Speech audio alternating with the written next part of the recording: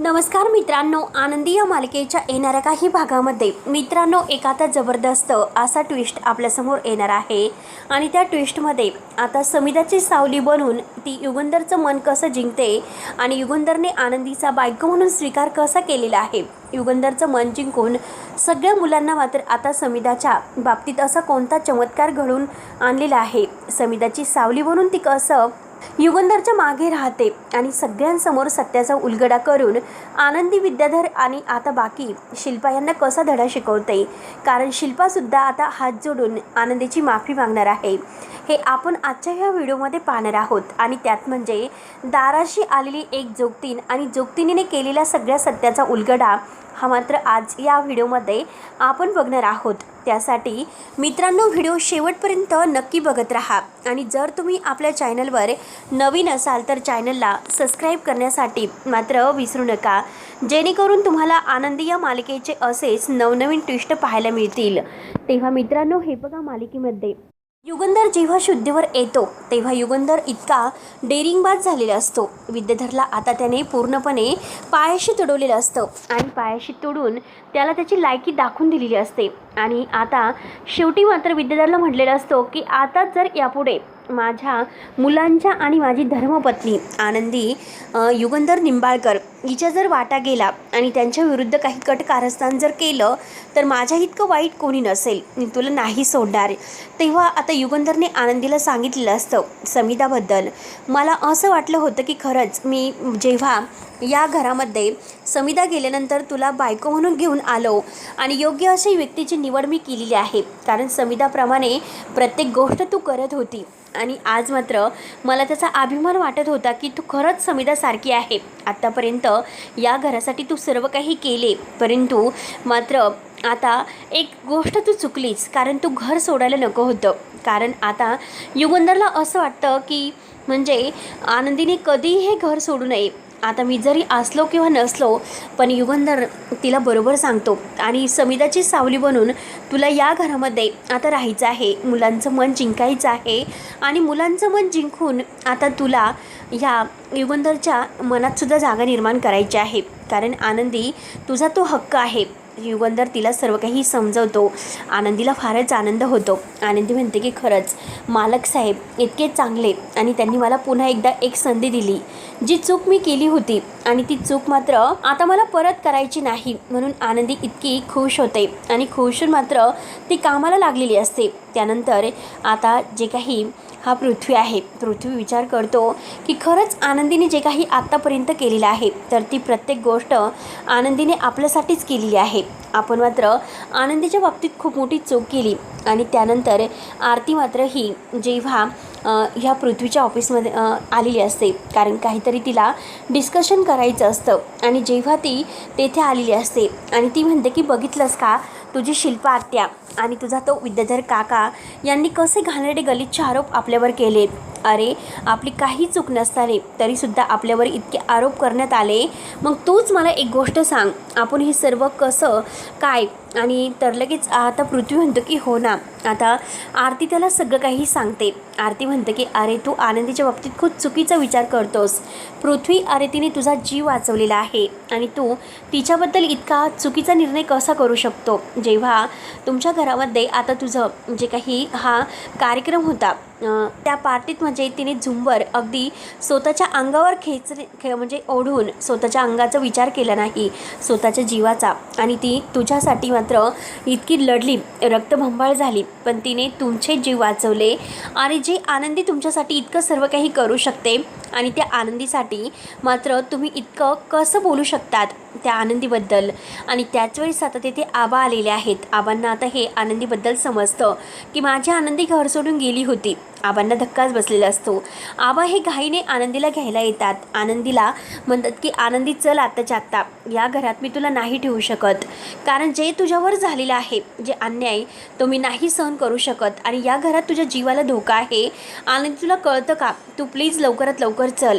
आणि तेवढ्यात आता विद्याधर म्हणतो की हो हो, तुमच्या आंधळ्या मुलीला घेऊन जा. तसंही तिची या घरात काही नाहीच, कारण ती या घरात फक्त एका मोलकरणीसारखं राहते. आबा म्हणतात की काही झालं तरी आनंदी मी तुला या घरात नाही ठेवणार, कारण या घरातील मुलं तुला मात्र इतकं कमी लेखतात, तुझा अपमान करतात आणि मी तुला इथे का ठेवायचं. तुझ्या जीवावर इतकं मोठं संकट बेतलं होतं तरीसुद्धा. तर आनंदी म्हणते की नाही आबा, मी कुठेही नाही येऊ शकत, मला आता येथे राहायचं आहे. समिधाताईंची सावली बनून या घराला अगदी प्रत्येक सुख द्यायचं, प्रत्येक दुःखातून संकटातून माझ्या या घराला वाचवायचं आहे. आणि तुम्ही मला घरी का नेतात, मी नाही येऊ शकत. कारण हे बघा, आता मात्र माझी मुलं आहेत आणि माझी मुलं कितीही माझा रागराग करत असलं परंतु त्यांचा राग स्वाभाविकच आहे. कारण समिधाताईचा हक्क मी कसा घेऊ शकते. समिधाताई अगदी म्हणजे या घराच्या मालकी नव्हत्या, स्वतःच्या कष्टाने त्यांनी हे सर्व उभं केलं. म्हणून आता आनंदीला फार आनंद झालेला असतो. युगंधर म्हणतो की आनंदी, निर्णय घेणं हे तुझ्या हातात आहे आणि तू कुठेच जाऊ शकत नाही. आणि हे बघ आनंदी, तू माझ्यापासून आणखीन एक गोष्ट लपवली. तू का लपवलीस? तू अंध आहे हे सत्य का लपवलंस? तेव्हा आनंदी आणि आबा कोणी काही सांगायला तयारच नसतात, कारण हे सर्व शिल्पाने मात्र त्यांना सांगून ठेवलेलं असतं. सगळेजण शिल्पाकडे पाहत असतात परंतु आबा घाबरत नाही. आबा म्हणतात की हे तुमच्या ताईला विचारा, शिल्पाताईला, कारण शिल्पाताईनेच आनंदीला बजावलेलं होतं की तुमच्यापासून हे सत्य लपून ठेवायचं. तेव्हा युगंधरला फार मोठा धक्का बसलेला असतो आणि त्याच वेळेस आता दाराशी जोगतीन आलेली असते आणि जोगतीन म्हणते की उदो गो आई उदय. आणि तेवढ्यात मात्र आता ही शिल्पा बाहेर जाते. शिल्पा आता जोगतीनीवर ओरडत असते. तिला म्हणते की काय गं, उठसूट दाराशी येत असते, काय गरज आहे तुला येण्याची. परंतु आनंदी म्हणते की शिल्पाताई, अहो ते देवी समान आहे, दारात आलेले आहेत, तुम्ही त्यांचा अपमान का करतात. आनंदी मात्र प्रेमाने त्यांना हाताला धरते, आतमध्ये घेऊन येते आणि त्यांची ओटी वगैरे भरते, त्यांचे पाय वगैरे धुते. आनंदीचे ते संस्कार बघून आता ह्या जोगतीन खूप खुश होतात आणि म्हणतात की पोरी, तुझं खरंच कल्याण होईल. तू खरंच इतकी अगदी म्हणजे चांगल्या स्वभावाची आहे, प्रामाणिक आहे आणि मुली, तुला या घरामध्ये असे अनेक लोक आहे, अनेक असे आहे की तुझ्या वाईटावर टपलेले आहेत आणि तुझ्या सगळ्या संसाराच्या वाईटावर टपलेले आहेत. त्या सगळ्यातून तुला मार्ग काढायचा आहे आणि तूच बघ की तुला काय करायचं आहे. तेव्हा आता जोगतिनीने मात्र आता ह्या घरामध्ये समिधाची सावली कसं बनायचं याचा मंत्र दिलेला असतो आणि आनंदी आणि युगंधर या दोघांना जोडीने पुढे बोलवलेलं असतं. तेव्हा युगंधर आणि आनंदी जोडीने पुढे येतात. तर जोगतीन म्हणते की हे बघा, तुमची जोडी आहे तर ती लाखात एक जोडी आहे. अगदी देवीच्या कृपेनेच, देवीच्या आशीर्वादानेच तुम्ही एकत्र आलेले आहात. परंतु आता मात्र ह्या मुलीला या घरात सुख नाही, तिला ते हक्क नाहीत. जर ह्या मुलीला ते हक्क दिले नाहीत तर या घराला कधीही सुख नाही मिळणार. देवी आईचा कोप होईल, कारण ही मुलगी साक्षात देवी आईचा अवतार आहे. या घरात आल्यापासून ह्या मुलीला कोणताही त्रासच सहन करावा लागतो, परंतु तिला त्रास देणाऱ्यांना आणि तिला अगदी सर्व काही अगदी तिला मारण्याचा प्रयत्न करणाऱ्यांना कधीही शांतता नाही मिळणार. युगंधरला म्हणते की अरे, तुझी पहिली बायको होती आणि त्या पहिल्या बायकोचं ही रूप आहे, तिची सावली बनून ही त्या घरात आलेली आहे तुम्हाला सगळ्यांना या संकटातून वाचवण्यासाठी. कारण या घरावर वाईटावर खूप अगदी म्हणजे पडलेले आहेत आणि वाईटावर पडलेल्यांना मात्र धडा शिकवण्याची वेळ आलेली आहे. तेवढ्यात लगेच आता हा विद्याधर बाजूला होतो आणि बाजूला होऊन मात्र तो लगेच आता हे ऐकत असतो. परंतु युगंधर म्हणतो की हे बघा, तुम्ही आता हे काम करा, कधीही देवी आईचा असा कोप होणार नाही, सगळं काही व्यवस्थित होईल, मी माझ्या बायकोची काळजी घेईल. आणि त्याच वेळेस त्याने आनंदीचा हात हातामध्ये धरलेला असतो आणि पृथ्वी पुढे येतो. पृथ्वी म्हणतो की किती काही झालं तरी आनंदीला तिचे हक्क मिळायला हवे.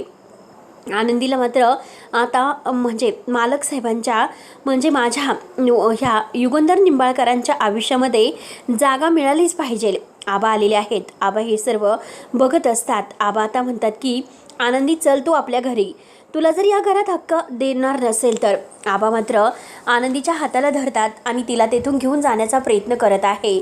परंतु आनंदी म्हणते की नाही आबा, मी कुठेही नाही येऊ शकत, कारण हेच माझं घर आहे आणि हेच माझं कुटुंब. आबांना तिने डायरेक्ट उत्तर दिलेलं असतं. आबा आता आरतीला घेऊन तेथून निघून जातात. पण आरतीवर जे शिंतोडे उडवलेले आहेत तर ते पृथ्वीला फारच राग आलेला असतो आणि पृथ्वी आरतीला त्याची माफी मागतो. आता पृथ्वी सगळं काही आत्तापर्यंत आरतीबद्दल विचार करत असतो आणि आरतीच्या तो प्रेमातच पडतो. खरंच आरतीसुद्धा ही आनंदीसारखी निरागस आहे, अगदी अगदी इतकी म्हणजे सगळ्यांना सांभाळून घेणारी. मात्र आता लवकरात लवकर किती काही झालं तरी आता आरतीला म्हणजे आबा घेऊन गेलेले आहेत आणि त्याच वेळेस आता पृथ्वीला आरतीच्या प्रेमात पडतो आणि पृथ्वी आरतीसाठी आता काही करायला तयार असतो. तर आता ही शिल्पा मात्र आता म्हणते की तुमच्या आनंदीला घेऊन जा, या घरात ती नकोय, तिची सावलीसुद्धा आता या घरात नकोय. म्हणून मात्र आता हा रागरागाने मात्र माझ्या पृथ्वीला प्रेमाच्या जाळ्यामध्ये अडकवण्याचा प्रयत्न करते. तिला लाज वाटते का? तेव्हा आबांना फारच भयंकर राग येतो. माझ्या मुलीवर आरोप करण्या अगोदर एकदा स्वतःकडे बघा, स्वतः काय वागतात. तेव्हा पृथ्वी पुढे येतो. पृथ्वी म्हणतो की अगं आत्ते तू काय बोलतेस, तू आरतीवर कसले आरोप करतेस, आरतीमध्ये आणि माझ्यामध्ये काही नाही तरीसुद्धा मात्र तू असं का बोलतेस. तेव्हा आता आनंदी पुढे येते. आनंदीला फारच राग येतो.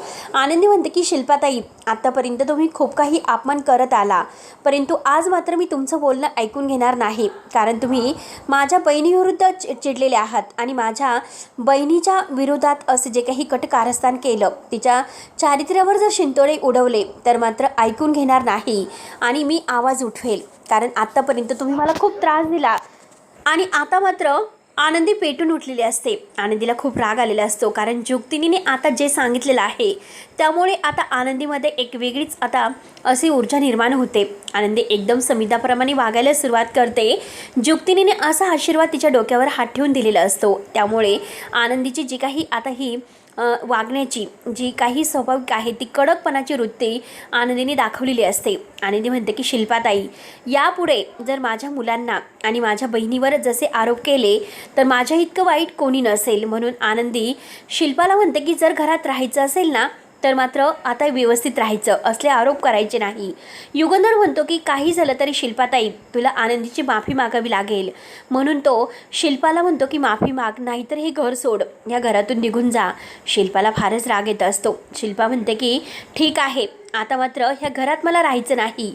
आणि जेव्हा त्याने आता आरतीला मारण्याचा जो प्लॅन केलेला आहे तो युगंधरच्या समोर आलेला असतो आणि युगंधर आता ह्या शिल्पाला तिची बॅग भरून तिला काढून देण्याचा प्रयत्न करतो. आरतीच्या जीवावर उठलेली आहे ना, मी तुला नाही सोडणार, आरतीला मारण्याचा प्लॅन तू करते. आता हे सगळं काही त्याला समजल्यानंतर तो मात्र शिल्पाला घराच्या बाहेर काढून देण्याचा प्रयत्न करतो. तेव्हा मित्रांनो, पुढे नक्की काय होईल बघायला विसरू नका. तोपर्यंत धन्यवाद.